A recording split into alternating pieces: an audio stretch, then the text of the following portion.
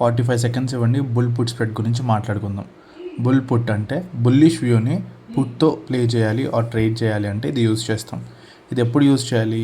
Market మోడరేట్గా బుల్లిష్గా ఉంటే or sideways to bullish అని అనిపిస్తే ఇది యూజ్ చేయాలి. సింపుల్గా ఎక్కువ డౌన్ వెళ్ళదు అని అనిపించినప్పుడు ఇది పర్ఫెక్ట్ స్ట్రాటజీ. ఇది ఎలా బిల్డ్ చేయాలి? దీనిలో 2 లెగ్స్ ఉంటాయి. ఫస్ట్, నీ స్పాట్ ప్రైస్కి దగ్గరలో ఉన్న పుట్ స్ట్రైక్ని సెల్ చేయాలి, అంటే ఇన్ ద మనీ, ఎందుకంటే ఎక్కువ ప్రీమియం వస్తుంది. సెకండ్, అదే ఎక్స్పైరీ కొంచెం కింద ఉన్న పుట్ స్ట్రైక్ని బై చేయాలి.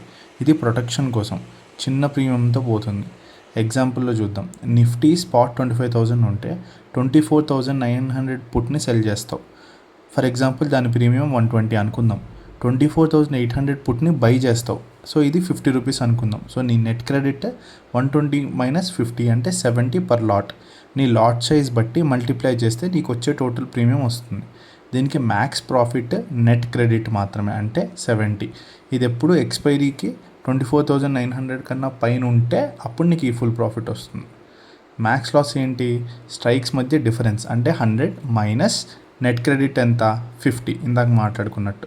సో ఈ సినారియోలో 24,800 కన్నా కింద క్లోజ్ అయితే మీకు ఫిక్స్డ్గా 50 మీ నెట్ లాస్ పర్ లాట్.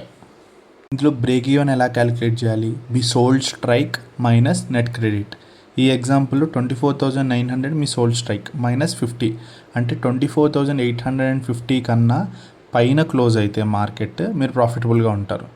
ఇది మీ నెట్ క్రెడిట్ స్ట్రాటజీ కాబట్టి టైం గడిచే కొద్దీ కంప్లీట్గా తీటా మీకు ఫేవర్గా ఉంటుంది. స్ప్రెడ్ వాల్యూ తగ్గుతుంది, అదే మీ ప్రాఫిట్. స్ట్రైక్ ఎలా సెలెక్ట్ చేయాలి? సోల్డ్ స్ట్రైక్ని సపోర్ట్ జోన్కి కొంచెం పైన పెట్టాలి.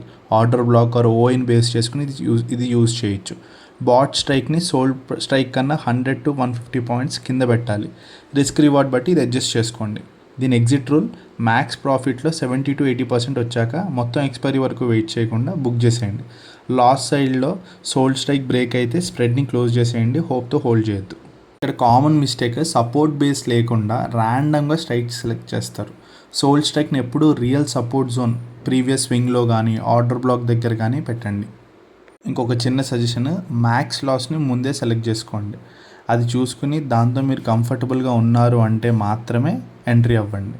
గుర్తుపెట్టుకోండి, బుల్ పుట్ స్ప్రెడ్ మీకు మోడరేట్ టు బుల్లిష్ వ్యూలో లిమిటెడ్ రిస్క్తో టైం డీకేని అడ్వాంటేజ్గా వాడుకోవడానికి హెల్ప్ చేస్తుంది.